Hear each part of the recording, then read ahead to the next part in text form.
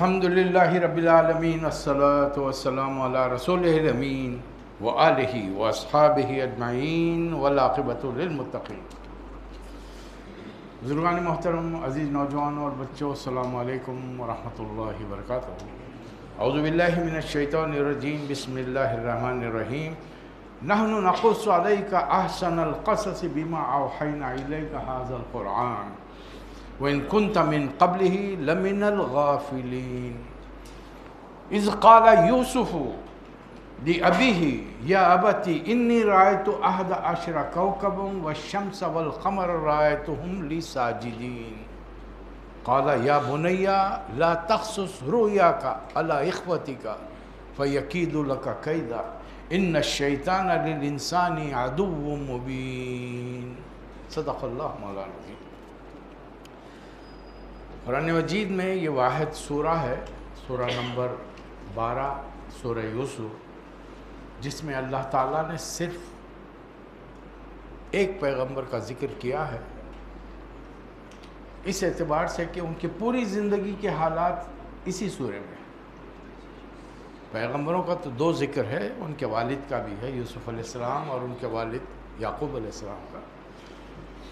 اچھا، یوسف علیہ السلام کا پورے قرآن میں کسی اور مقام پر ذکر نہیں ہے، صرف یہیں پر ہے، اور بڑی تفصیل سے واقعات ان کے بچپن سے لے کر زندگی کے آخری مراحل تک اللہ تعالیٰ نے بڑی تفصیل سے واقعات بیان کیے ہیں۔ بعض وقت قرآن پہ جو لوگ تدبر کرتے ہیں، اس کے بارے میں غور و فکر کرتے ہیں، اس شچ و پن میں رہتے ہیں، ڈائلما میں رہتے ہیں کہ اللہ نے بنی اسرائیل کے ایک پیغمبر کا اتنا تفصیلی واقعہ بیان کیا ہمارے نبی کے بارے میں، حالانکہ رسول اللہ صلی اللہ علیہ وسلم کے بارے میں پورا قرآن ہے، لیکن دیکھنے کے لیے وہ نگاہ چاہیے۔ قرآن کی ایک ایک آیت بڑھ کر کہتی ہے کہ میں تمہارے نبی پر اس مرحلے میں نازل ہوئی۔ خاص طور پر یہ شروع کے ابتدائی جو سورے ہیں وہ بار بار یہ دہراتے ہیں کہ یہ موقع تھا جنگ کا، یہ موقع تھا صلح کا، یہ موقع تھا نکاح کا، یہ موقع تھا طلاق کا، جب تمہارے نبی پر یہ احکامات اللہ نے نازل کیے۔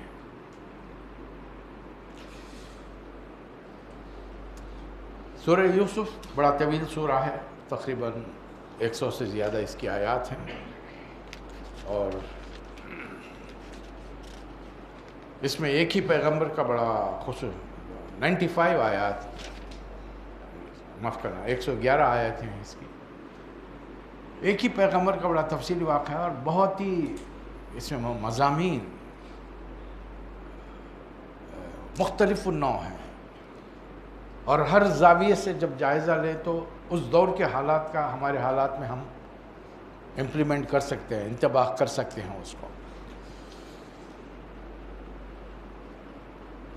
بنی اسرائیل میں اس کی ابتدا تو ہو چکی تھی حضرت ابراہیم علیہ السلام، جب اللہ تعالیٰ نے عراق میں ایک پنڈت کے گھر پیدا کیا، شاہی پنڈت و پروہت، جیسا ہمارے ہاں شاہی امام ہیں۔ وہ بچہ بڑا جوان ہوا، نبی بنا، اور نبی بھی ایسا بنا کہ ابو الانبیاء بن گیا۔ پھر ہجرت کرنی پڑی وہاں سے، عراق سے نکل کر فلسطین آئے۔ بڑھاپے کے عالم میں اللہ نے اولاد دی، پہلے بیٹے کو کعبے میں لے جا کر مکے میں بسایا، دوسرے بیٹے کے ساتھ وہیں فلسطین میں تبلیغ کی، اسحاق علیہ السلام۔ اللہ نے پے در پے تقریباً 4 نسلوں تک پیغمبر بنائے۔ ابراہیم علیہ السلام پیغمبر، اسحاق علیہ السلام پیغمبر، ان کے بیٹے یعقوب علیہ السلام پیغمبر، ان کے بیٹے یوسف علیہ السلام پیغمبر۔ حالانکہ دلچسپ ترین بات یہ ہے، یہ جو دوسرے بیٹے اسحاق علیہ السلام ہیں، یہ بڑے بیٹے کے تقریباً 10 سال بعد پیدا ہوئے۔ بڑا بیٹا پیدا ہوا، اللہ نے حکم دیا لے جاؤ کعبے کے پاس بسا کیا۔ انی اسکنت من ذریتی بوادی غیر ذی زرع عند بیتک المحرم، اے اللہ میں نے اپنی اولاد کے ایک حصے کو تیرے گھر کے پاس بسایا جہاں گھاس کی پتی بھی نہیں ہوتی۔ بیٹا جوان ہوا، حضرت اسماعیل علیہ السلام، تو اللہ نے کعبۃ اللہ جو زمین کے برابر تھا، نہیں تھا، کعبہ نہیں تھا، یعنی زمانے کی گردش سے موسم کی آب و ہوا تبدیلی سے کعبہ زمین کے برابر تھا، کعبہ نہیں تھا وہاں پر۔ اب ابراہیم علیہ السلام، اسماعیل علیہ السلام کو اللہ تعالیٰ نے کعبے کی بنیادیں بتائی۔ وَإِذْ يَرْفَعُ إِبْرَاهِيمُ الْقَوَاعِدَ مِنَ الْبَيْتِ وَإِسْمَاعِيلُ، یاد کرو وقت جب ابراہیم اور اسماعیل، یہ دو عظیم الشان پیغمبر، ایک خلیل اللہ ہے، دوسرا ذبیح اللہ ہے، یہ میرے گھر کی دیواریں تعمیر بلند کر رہے تھے، اس وقت انہوں نے تڑپ کے اللہ سے دعا کی، ربنا تقبل منا انک انت السمیع، ربنا وابعث فیہم رسولا منہم یتلو علیہم آیاتک ویعلمہم الکتاب والحکمہ ویزکیہم۔ اس بستی میں ایک نبی اٹھا جو تیری کتاب پڑھ کر لوگوں کو سنائے، علم و حکمت کی باتیں کرے اور باقی عطا کرے۔ کعبہ تعمیر ہو رہا ہے، دو عظیم الشان پیغمبر دعا کر رہے ہیں کہ اس بستی میں نبی اٹھا، اللہ نے وہ دعا تقریباً 3000 سال کے بعد میں قبول فرمائی۔ 3000 ایئرز، 3000 سال۔ اچھا ادھر دعا نہیں کی، دوسرا بیٹا جب ہو گیا، اللہ نے پہلے سے وعدہ کر لیا اب جو بیٹا دے رہے ہیں اسحاق، اس کو بھی ہم نبی بنائیں گے، اسحاق کے بیٹے یعقوب، یعقوب کے بیٹے کو بھی نبی بنائیں گے۔ اب یہاں پر یوسف علیہ السلام کا ذکر آ رہا ہے، پورا ایک سورہ انہی کے بارے میں، کسی اور پیغمبر کا جیسا ہر سورہ میں موسیٰ علیہ السلام، عیسیٰ علیہ السلام، ابراہیم علیہ السلام، نوح علیہ السلام کا ذکر یہاں سمجھ۔ اب یہاں جو آیتیں میں نے آپ کے سامنے لی ہیں، اب اس پر غور کیجئے آپ۔ پہلی چیز تو یہ کہ یہ وہ کتاب ہے جو بہت واضح ہے، تلک آیات الکتاب المبین، بڑی واضح کتاب ہے یہ، اس میں کوئی پزلز معمے نہیں ہے۔ ہاں کچھ مسئلے ہیں جو اس پر اتھارٹی رکھتے ہیں قرآن و حدیث پر، وہ اس کے مسائل بیان کرے، ورنہ عام چیزیں، جھوٹ مت بولو، دھوکہ مت دو، غیبت مت کرو، چغلی مت کرو، ملاوٹ مت کرو، یہ سمجھانے کے لیے بڑے بڑے پروفیسر چاہیے ہم کو، بڑے بڑے professor, doctors, P H D چاہیے۔ ہم کو معلوم ہے یہ وہ باتیں ہیں جو ہمارے معاشرے کے اندر دن رات ہم دیکھتے ہیں، بھگتتے ہیں، بچے، بڑے، محلے والے، احباب، دوست، ہر کوئی کہیں نہ کہیں جھوٹ کہتا ہے، پکڑ لیتے ہیں اس کو، تم جھوٹ کہہ رہے ہو، غلط بیانی کر رہے ہو، کسی اور کا ذکر اس کی غیر موجودگی میں کرو، یہ غیبت ہے۔ ہاں کچھ ایسے مسئلے ہیں جن کے بارے میں علماء کو غور و فکر تدبر کرنا پڑے گا۔ اگر اللہ نے قرآن میں ڈائریکٹ حکم نہیں دیا اور نبی کریم صلی اللہ علیہ وسلم کے زمانے میں وہ واقعہ نہیں ہوا، غور کرو۔ دوسری چیز، ہم نے اس قرآن کو عربی میں نازل کیا، اِنَّا أَنزَلْنَاهُ قُرْآنًا عَرَبِيًّا لَعَلَّكُمْ تَعْقِلُونَ، تاکہ تم عقل سے کام لیں۔ 99% ہماری امت سب کانٹیننٹ مینس پاکستان، ہندوستان، بنگلہ دیش، یہاں کی مسلم امہ عقل سے کام نہیں لیتی، عقل سے کام نہیں۔ آزادی سے پہلے تک آپ دیکھیے، جب مغل امپائر تھی، مسلم تو مسلم، غیر مسلموں نے بھی فارسی زبان سیکھی ہے۔ آج بھی بڑے ہندوستان کے شعراء کو دیکھیے، ارے ہمارے اردو کے کلام میں کیا رکھا ہے، اس کو چھوڑو۔ علامہ اقبال، مرزا غالب، اسد الدین غالب، ہمارے اردو کلام میں کچھ نہیں ہے، ہمارا جو کلام دیکھنا ہے تو فارسی کے ٹکر میں دیکھو۔ اور ایران کے اس زمانے کے شعراء بہت مشہور تھے، عربی نہیں سیکھی، اس کلام کو نہیں سیکھا جس میں اللہ کا آخری کلام، آخری نبی حضرت محمد مصطفیٰ صلی اللہ علیہ وسلم پر نازل ہوا ہے، وہ کلام جو ہمارے نبی کی مادری زبان ہے، وہ زبان جو جنت میں بولے جانے والی زبان ہے، ہم نے وہ نہیں سیکھا۔ دربار میں اچھے عہدے حاصل کرنے کے لیے فارسی کا، عقل سے کام نہیں لیا۔ اب وہ نسل جب گزر گئی، ملک آزاد، انگریزوں نے قبضہ کیا، 200 سال ان کی غلامی میں ہمارے باپ دادا نے گزرے، ہم تو الحمدللہ آزاد ہیں۔ 47 کے بعد جتنے پیدا ہوئے سب آزاد پیدا ہوئے، لیکن غلاموں کی اولاد ہیں، یہ بھولنا نہیں چاہیے۔ اور جب قوم جب غلام بنتی ہے، بزدلی، کم ہمتی، شرم و حیا سے عاری، یہ قوموں کا حال ہے۔ غلام قوم ہمیشہ ایسی رہتی ہے۔ اللہ پوچھ رہا ہے ہم سے، افلا تعقلون، ہم نے تو قرآن ہے. پھر اب اس کے بعد والی آیت میں اللہ تعالیٰ ان مسلمانوں، نام نہاد مسلمانوں کو جو رسول اللہ علیہ وسلم کی محبت میں بہت گرفتار ہیں اور سمجھتے ہیں کہ ان سے بڑا عاشق رسول دنیا میں ہے ہی نہیں، اور ان کی محبت کہاں تک ہے؟ اذان میں سن لیے اشہد ان محمدن عبدہ، اللہم صلی اللہ محمد و بارک وسلم، محبت ختم. درود پڑھ لیے، محبت ختم. عمل نہیں ہے، شکل نہیں ہے، صورت نہیں ہے. نبی کے ہر اعتبار سے ان کے جیسا بنانے کی کوئی خواہش دل میں نہیں، لیکن نبی کی محبت بہت ہے، اور اتنی محبت ہے کہ میرے نبی بس ہر چیز جانتے تھے. اللہ فرما رہا ہے نحن نقص علیک احسن القصص. قرآن قصوں کی کتاب ہے، میں تم کو بہترین قصے سنا رہا ہوں. اللہ فرما احسن القصص بما اوحینا الیک، یہ قصے ہم تم آپ پر ہے محمد صلی اللہ علیہ وسلم وہی کر رہے ہیں. وَإِن كُنْتَ مِن قَبْلِهِ لَمِنَ الْغَافِلِينَ، اس سے پہلے ان کے بارے میں آپ نہیں جانتے تھے. کہاں ہیں وہ ہمارے نام نہاد عاشق رسول جو کہتے ہیں کہ رسول اللہ علیہ وسلم ہر چیز جانتے تھے؟ جملہ تھوڑا سا مولڈ کیجئے. کائنات میں اللہ کے علم کے بعد سب سے زیادہ علم حضرت محمد مصطفیٰ صلی اللہ علیہ وسلم کا تھا. بس ختم ہو گئی بات. اب میرا یہ جملہ، میرا دوسرا جملہ، رسول اللہ علیہ وسلم ہر چیز جانتے تھے، تو ہر چیز اگر رسول اللہ علیہ وسلم جانتے ہیں تو اللہ بھی ہر چیز جانتا ہے. تو دونوں میں کیا فرق ہوا؟ فرق کتنا بڑا ہے. ایک خالق ہے، ایک مخلوق ہے، ایک بنانے والا ہے، ایک بننے والا ہے. دونوں میں کوئی فرق نہیں ہے. اور اپنے مخلوق کو اللہ نے قرآن میں اور ہمارے کلمے میں کیا کہہ کر اس کی وضاحت کی؟ عبدہ. جب اللہ کی وحدانیت کا ہم ذکر کرتے ہیں اشہد ان محمد، اشہد ان لا الہ الا اللہ وحدہ لا شریک لہ، رسول اللہ علیہ وسلم کی گواہی کیا دیتے ہیں؟ واشہد ان محمدن عبدہ ورسولہ. پہلے اللہ کے عبد ہیں. عبد کے معنی میں بار بار دہرایا ہوں، عربی میں عبد کے معنی غلام کے ہیں. یہ اردو والوں نے بندہ لکھ کے خوش، بندہ کیا ہے نہیں معلوم ہمارے. عربی میں نہیں. عبداللہ کیا معنی ہوئے اس کے؟ اللہ کا غلام. عبد الرحمن، رحمان کا غلام.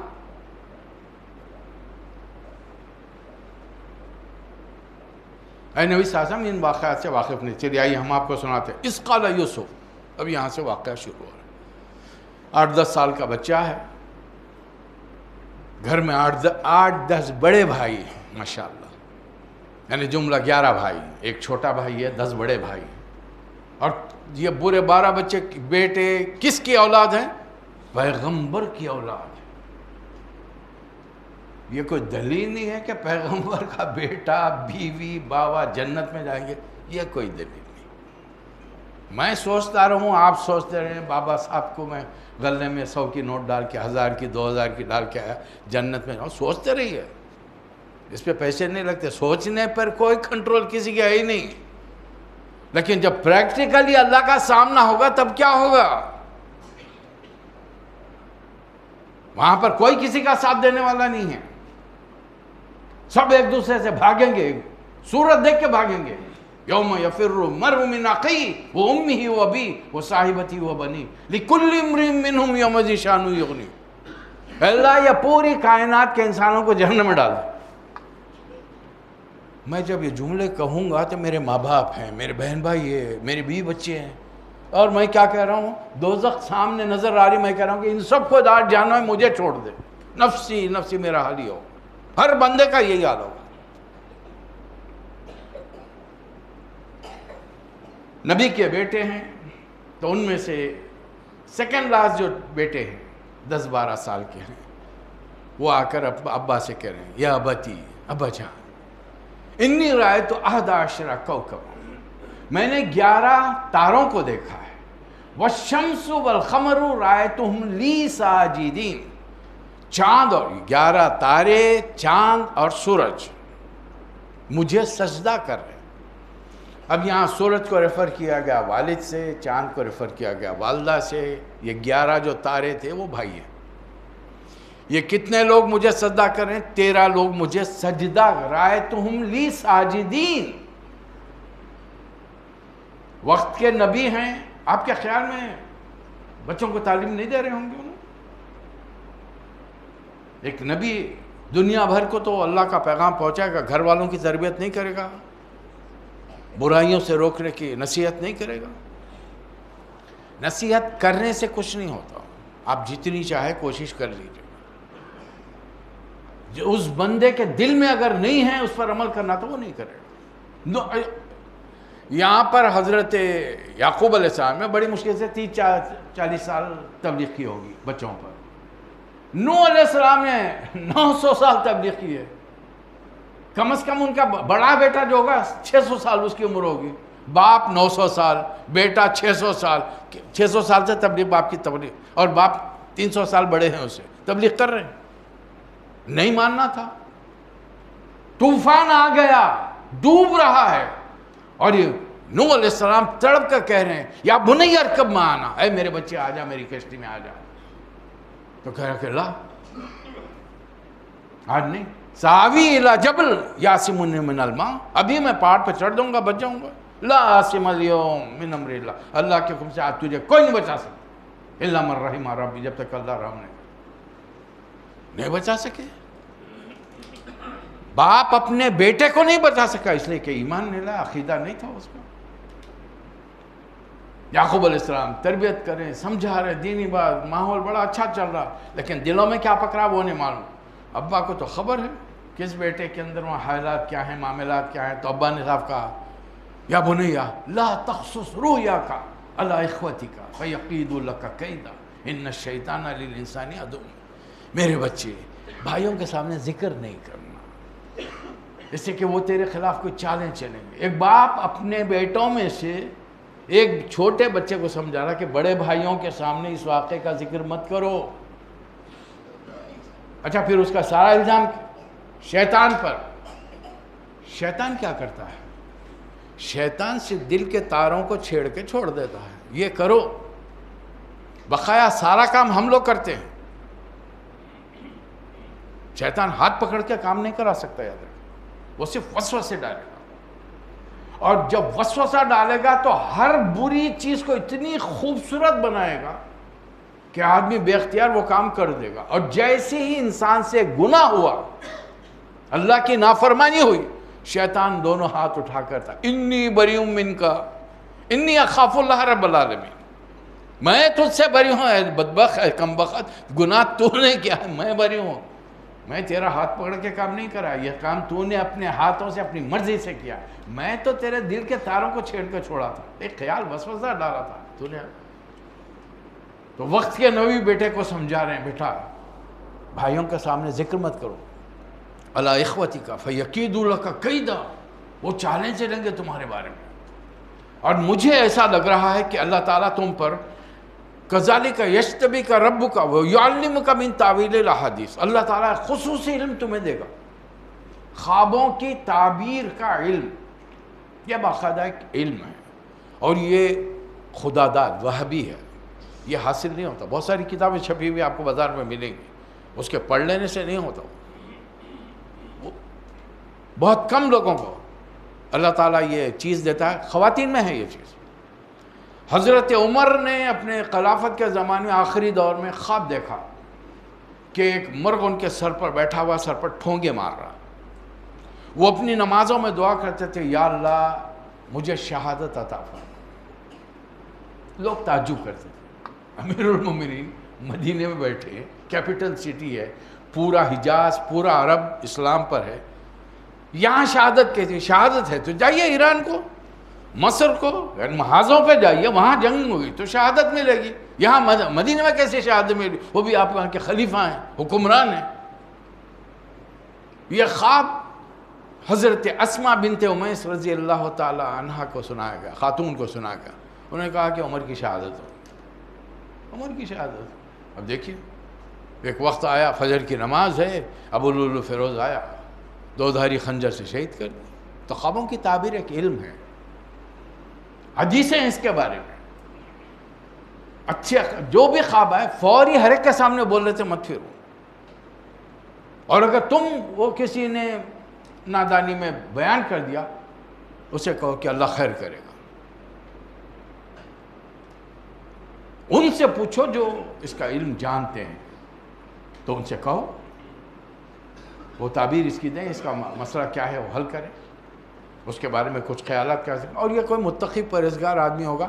متقی پرہیزگار کے نزدیک، میرے نزدیک ایک ہی بات ہے، وہ 5 وقت با جماعت نماز کا. داڑھیوں پہ مت جائیے، وہ جبے خبے کے وہ انگوٹھیوں پر، وہ گلے کی مالاؤں پہ مت جائیے، یا اس کمرے میں مت جائیے جہاں لوبان عود کا دھواں ہی دھواں ہے اور پورا کمرہ تغروں سے بھرا ہوا ہے.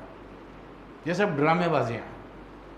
وہ بندے کو میں نے مسجد سے زمین پہ دیکھا، اذان ہو رہی ہے 10 قدم کے فاصلے پر مسجد میں نماز نہیں پڑھا. باجماعت کا عادی نہیں ہوں، اس لیے کہ وہ سب قرآن کے علم کے ساتھ صفر علم بھی کرتا ہے.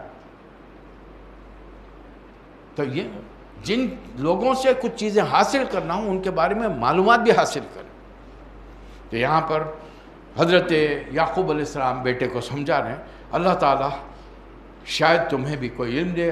اس سے پہلے جیسا کہ تمہارا اللہ ابوئے کا ابراہیم و اسحاق، اپنے سے پہلے اپنے والد اور دادا کا ذکر کرنے، اسحاق اور ابراہیم علیہ السلام جیسا وہ نعمتیں نبوت کی اللہ نے عطا کی ہیں، ہو سکتا ہے اللہ تعالیٰ بھی تمہیں. اب چلیے یہاں یہ دراصل نبی کریم صلی اللہ علیہ وسلم پر نبوت کے مکے میں 13ویں سال میں نازل ہوا.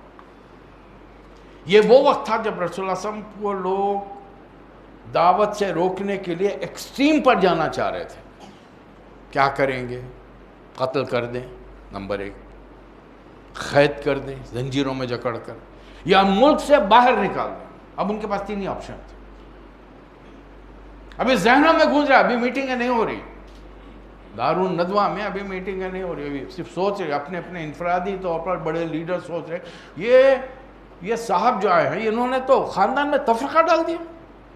ہم سب 360 بتوں کے ماننے والے ہیں اور یہ آ کر کہہ رہے ہیں کہ لا الہ الا اللہ، سوائے اللہ کے کوئی خدا ہی نہیں، اور ہمارے بچے، ہمارے بیویاں، ہمارے عزیز اقارب ان کے دعوت پر لبیک کہہ رہے ہیں. اس زمانے میں یہودیوں نے کچھ مکے کے مشرکوں سے ان کو تجویز کیا کہ محمد صلی اللہ علیہ وسلم سے ایک سوال کرو، اور وہ سوال یہ ہے کہ بنی اسرائیل جو فلسطین میں رہتے تھے، نبیوں کے اولاد، 3 نبیوں کے اولاد ہیں، ابراہیم علیہ السلام، اسحاق علیہ السلام، یعقوب علیہ السلام. یہ لوگ مصر کب گئے؟ اچھا 3 نبیوں کے دور میں نہیں گئے، تیسرے نبی کے آخری حصے میں گئے. ابراہیم علیہ السلام اور اسحاق علیہ السلام کے دور میں یہ فلسطین سے مصر نہیں گئے. تو سوال یہ تھا کہ بنی اسرائیل، اور یہ یعقوب علیہ السلام کا لقب ہے، یہ بنی اسرائیل فلسطین سے مصر کب گئے اور کیوں گئے؟ What are the details? اس کی تفصیلات کیا ہیں بتائیے. کسی کو نہیں معلوم. اب وہ لوگ جو کہتے ہیں کہ رسول اللہ صلی اللہ علیہ وسلم ہر چیز جانتے تھے، اللہ فرما رہا ہے کہ آپ نے وَإِن كُنْتَ مِن قَبْلِهِ لَمِنَ الْغَافِلِينَ، آپ تو اس غفلت میں، آپ کو تو معلوم ہی نہیں تھا. آئیے ہم بتاتے ہیں، نحن نقص علیک احسن القصص، میں آپ کے سامنے وہ پورا قصہ بیان کروں، بہترین قصہ ہے یہ. اس کی تصدیق کیا ہے کہ یہ سوال ہوا، لقد کان فی یوسف و اخوتہ آیات للسائلین، سوال کرنے والوں میں یوسف اور ان کے بھائیوں کے قصے میں بڑا عبرتناک سبق ہے. یہ آیت خود بتا رہی ہے کہ ایک سوال کیا گیا، اس کے جواب میں اللہ تعالیٰ نے پورا 111 آیتوں کا سورہ حضور اکرم نبی کریم صلی اللہ علیہ وسلم پر نازل فرمایا. اچھا، اس طرف باپ کی چھوٹے بیٹے سے بات چھوڑی، ادھر 10 بھائی ایک اپنے کمرے میں بیٹھے ہوئے ہیں. اب ان میں سے 4-5 تو شادی شدہ ہوں گے، ظاہر بڑے ہیں نا. اب ان شادی، ذرا غور کیجئے کہ یہ بچہ جو 8-10 سال کا ہے، 8-10 سال پہلے جب پیدا ہوا، 1 سال کا ہوا، لڑکھڑا کے چل رہا ہے، تتلا کے بول رہا، یہ بھائی جو غیر شادی شدہ ہیں اور جو شادی شدہ ہیں، اس بچے کو کیسے کیسے اٹھا کے گود میں پھرے. بچہ بہت حسین ہے. اس کی دلیل کیا ہے؟ رسول اللہ صلی اللہ علیہ وسلم فرماتے ہیں اللہ نے دنیا کا آدھا حسن دنیا والوں کو دیا ہے اور آدھا حسن یوسف کو دیا علیہ السلام. اتنی حسین شخصیت. اور وہ بچہ پیدائش سے کیسا حسین ہوگا، اندازہ لگائے کہ ہر آدمی گود میں اٹھا لے گا اس کو، ہر آدمی پیار کرے گا، شفقت سے ساتھ پیار پھرائے گا اس کو. یہ بھائیوں نے بھی وہی کیا، خاص طور پہ وہ جو بچے والے ہوتے ان کو تو مجھے بھی اولاد ہے لیکن یہ تو میرا بھائی ہے، چھوٹا بھائی ہے. اب وہ بھائی جب دیکھ رہے ہیں کہ یہ بچہ جب 10 سال کا ہے تو ابا جان اس کو بس چاہتے ہیں، کہیں اپنی نظروں سے دور ہونے نہیں دیتے۔ ان کو شیطان نے دل میں وسوسہ ڈالا۔ کس چیز کا وسوسہ؟ فیملی لائف میں کس چیز کا وسوسہ؟ وَمِن شَرِّ حَاسِدٍ اِذَا حَسَد، حسد کا وسوسہ۔ یہ کیا بات ہے؟ تم لوگ ہٹے کٹے جوان ہو، پورے والد کی جائیداد زمینات کی نگرانی کرتے ہو، کھیتی باڑی کا سامان اناج غلہ بیچتے ہو، سارا کام تم لوگ کرتے ہو، یہ ابا جان یا بچے کو اپنے گود میں لپٹائے ہوئے کہیں باہر جانے ہیں۔ ہمارے ابا بہت زیادہ چاہتے ہیں، اس ایک ہی کو کیوں چاہتے ہیں؟ ہم جو خدمت کرنے والے کیوں نہیں چاہتے؟ تو آخر میں نتیجہ بیٹوں کا باپ کے بارے میں کیا خیال ہوا؟ اِنَّ أَبَانَا لَفِي ضَلَالٍ مُبِينٍ، ہمارے ابا خبتے ہو گئے ہیں، سرک گئے ہیں، نکل گئے ہیں، تھوڑا دماغ چل گیا ہے، گرمی بہت زیادہ ہوگی۔ ابا کون بول رہے ہیں؟ وہ بچے جن کو انگلی پکڑ کے چلنا باپ نے سکھایا، کاندھے پہ بٹھا کے شہر گھمایا، اپنے منہ کا نوالا اس کو ڈالا، خود نہیں پہنا اس کو پہنایا، ہر چیز میں ترجیح دی، اس کے لیے رشوتیں دی، اس کے لیے ادھر ادھر سے پیسہ جمع کر کے اعلیٰ تعلیم کا بندوبست کیا۔ اب اولاد باپ کے بارے میں کیا خیال رکھی؟ ابا جان سٹک گئے، نکل گئے۔ آج جو اس عمر میں پہنچے ہیں کسی حد تک اندازہ ہوگا، کسی حد تک اندازہ ہوگا۔ ذرا اور جو پہنچ جائیں گے 60 اور 70 کے بیچ میں، جب بچے 30 سال کے 35 سال کے، ابا آپ کو کیا معلوم؟ وہ احترام خالی باپ سامنے کھڑے ہیں تو نظر ہماری کبھی ان کے چہرے پہ نہیں رہی، نظر سے نظر ملا کے نہیں دیکھے، ہاتھ کے نیچے کھڑے رہنا پڑتا۔ اب آئے ابا کے تو گلے میں ہاتھ ڈال کے پھرے گا۔ اب یہ 10 بھائی جو نبی کے بیٹے ہیں، ایک کمرے میں بیٹھ کر آپس میں گفتگو کر رہے ہیں۔ اِذْ قَالُوا لِيُوسُفُ أَخُوهُ أَحَبُّ إِلَىٰ أَبِينَا مِنَّا، یہ جو یوسف اور ان کے چھوٹے بھائی ہیں نا، یہ ہمارے ابا کو ہم سے زیادہ عزیز ہیں۔ وَنَحْنُ عُصْبَةٌ، ہم ہٹے کٹے نوجوان ہیں، سارا کام کرتے ہیں۔ إِنَّ أَبَانَا لَفِي ضَلَالٍ مُبِينٍ، ہمارے ابا جان نکل گئے، انصاف نہیں کریں۔ اب عربی کے معنی زلال، بھٹک جانا، مبین، کھلی گمراہی میں بھٹکے ہوئے ہیں ابا جان۔ نبی کے بیٹے باپ کے بارے میں یہ رائے ظاہر کریں تو اب ہمارے زمان میں کیا ہوگا؟ ہمارے بچے ہم کو کیا کہیں؟ بیویوں کو خوش کرنے کے لیے مسخت کی زمین پر ماں کو بھی تھپڑ مار دیا بندے نے، یہی مسخت کی بات کر رہا ہوں۔ یہ آج کا دور ہے، اور یہ کیوں ہو رہا ہمارے ساتھ؟ اس سے کہ ہم قرآن سے واقف نہیں، ہم سیرت سے واقف نہیں، وہ ادب و احترام ہی نہیں۔ کہ ہمارے مولویوں کا حال یہ ہے کہ جب حدیث سناتے ہیں نا، سب سے زیادہ حق ماں کا ہے۔ کس کا حق ہے؟ ماں کی خدمت کا حق ہے۔ ہاں بے شک وہ حدیث 100% صحیح ہے جس میں سوال کیا گیا 3 مرتبہ رسول اللہ صلی اللہ علیہ وسلم نے فرمایا سب سے زیادہ حق تمہاری ماں کا ہے، چوتھے نمبر پر باپ کا ہے۔ لیکن تکریم کس کی زیادہ ہے؟ احترام کس کا زیادہ ہے؟ ماں کے قدموں کے نیچے تو جنت ہے، جنت میں آپ کو دے دیا۔ یوں سمجھیے کہ ایک بہترین 4 بیڈروم فلیٹ آپ کو میں نے دے دیا، لیکن درمین ڈور کی چابی میرے پاس ہے، اب گھسو اندر، اب جاؤ، کیسا جاتے؟ ماں کے قدموں کے نیچے جنت ہے تو باپ جنت کا دروازہ ہے۔ یہ بھول گئے، یہ بتانا ہی بھول گئے، اس لیے کہ خود مولوی صاحب تقریر کرنے والے اس پہ عمل نے شاید عمل نہیں کرتے ہوں گے۔ تو بچوں کا اپنے والد محترم کے بارے میں یہ خیال ہے جو نبی ہیں، وقت کے نبی ہیں۔ اب آخری میں شیطان نے اس کو اور ہوا دی۔ خیال ایک دن میں نہیں ہوتا، پلان ایک دن میں نہیں بنتا، اٹ ٹیکس ٹائم، دنوں لگ جاتے ہیں، ہفتوں لگ جاتے ہیں، مہینوں لگ جاتے ہیں۔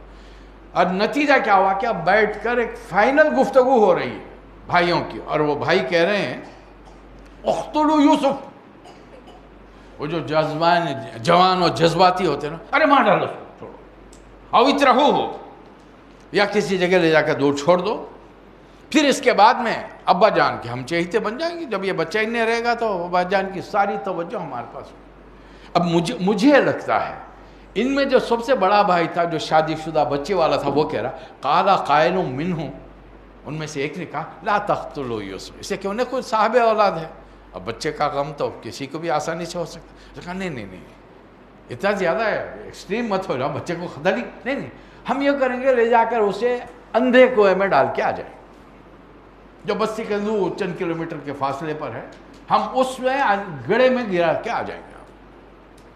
کنفرم 10 ہٹے کٹے بھائیوں نے اپنے، اس لیے کہ ماں الگ ہے، باپ ایک ہی، جو بھی بارہ کا نام لے گا تو بن یعقوب، اپنے نام کے بعد میں بن بول کر یعقوب کا نام لگایا، ولد یعقوب بول کے لگایا، 12 پورے کے پورے یعقوب علیہ السلام کے بیٹے، لیکن مائیں الگ، وہ بھی ایک دشمنی کا سبب ہو جاتی ہے گھر کی خواتین میں، اگر ہم اسلامی تربیت قرآن و سنت کی نہ ہو۔ کوئی عورت دوسری عورت کا رزق نہیں کھاتی، روٹی نہیں کھاتی، اللہ نے جس کے مقدر میں لکھا ہے اسے، اسی لیے تو حکم دیا کہ ایک مسلمان کو 2 شادی کا، مثنیٰ و ثلاثہ و رباع، 2 کرو 3 کرو 4 کرو۔ یہ شادی کے ذکر پہ بہت سارے چہروں پہ مسکراہٹ آ جاتی، کرتے کراتے کچھ بھی نہیں، خالی ہنگامے، وہ مسکرانا پوچھو۔ تو یہاں پر طے یہ پایا کہ قتل کر دو، اب اس کے لیے منصوبہ بندی ہو رہی ہے۔ اب وہ منصوبہ کیا ہے؟ فوری ابا کے خدمت میں پہنچ گیا، کیا ابا جان، تو دیکھو اس بچے کتنا خوبصورت پیارا بچہ ہے ہمارا یوسف، منو، اور اس کا گھر میں پڑے پڑے اس کا صحت خراب ہو جائے گی، ہم کل پکنک پہ جا رہے ہیں، ہمارے ساتھ بھیج دیجیے۔ دیکھیے شیطان کیسی کیسی پلاننگ کراتا ہے، کیسی کیسی تدابیر ہوتی ہیں اس کے بارے میں، آپ دنگ رہ جائیں گے اس کے بارے میں۔ ارسلوا معنا غدن، کل ہمارے ساتھ بھیج دیجیے، یرتا و یلعب، ذرا دوڑے گا، بھاگے گا، کھیلے گا، کودے گا، وَإِنَّ لَهُ لَحَافِظُونَ، ہم حفاظت کرنے والے 10 بھائی، اور ہم ایک جتھا ہے، عصبہ مضبوط جتھا ہے ہم۔ لیکن اب نبی ہیں، باوجود یہ کہ ان کو کچھ خدشے ہیں، کچھ احساسات ہیں، جذبات ہیں بیٹے کے بارے میں، اور ان بیٹوں کے بارے میں بھی جانتے ہیں کہ یہ مزاج کے کیسے ہیں۔ پھر بعض وقت انسانی تدابیر، انسانی دماغ ایسا ہوتا ہے، ہم دشمن کو بھی وہ تجویز دے دیتے ہیں جو دشمن کے دماغ میں نہیں آتی، ہم سجیسٹ کر دیتے ہیں وہ۔ اب یہاں پر یعقوب علیہ السلام پیغمبر ہیں، لیکن سجیسٹ کیا، نہیں میں سوچ رہا ہوں اگر تم لوگ لے جاؤ گے بچے کو، جنگل میں چھوڑو گے، اور وہ ادھر ادھر نکل گیا تو بھیڑیا آ کے کھا جائے گا، ان کے دماغ میں نہیں ہے یہ بات۔ یعقوب علیہ السلام کے بیٹوں، یعقوب علیہ السلام کے بچوں کے بیٹوں کے 10 بیٹوں کے دماغ میں یہ بات نہیں ہے کہ بچے کو مارنا کرنا کیا ہے، آخری یہ سوچیں کہ اندھے کنویں میں ڈھکیل کے آ جائیں گے۔ لیکن ہم یعقوب علیہ السلام کیا، بھیڑیا کھا گیا، اور ظاہر ہے جنگل میں دور کے مقام پہ بستی سے جائیں گے تو اس زمانے میں تو درین چرین پرین بہت سارے تھے۔ آخرکار بڑی مشکلوں سے ابا راضی ہو گئے، بھائی کو لے کے چلے گئے۔ یہ قرآن ہے، یہاں تک جو آیتیں ہوئی ہیں وہ 14-15 آیتیں ہیں۔ ایک صاحب مکہ مکرمہ میں انڈیا سے مراد انڈیا پاکستان بنگلہ دیش، پرانی بات کرو، گئے مکے میں نماز پڑھانے کا موقع ملا، پڑھے وہ وہاں تک نماز پڑھے، مغرب کی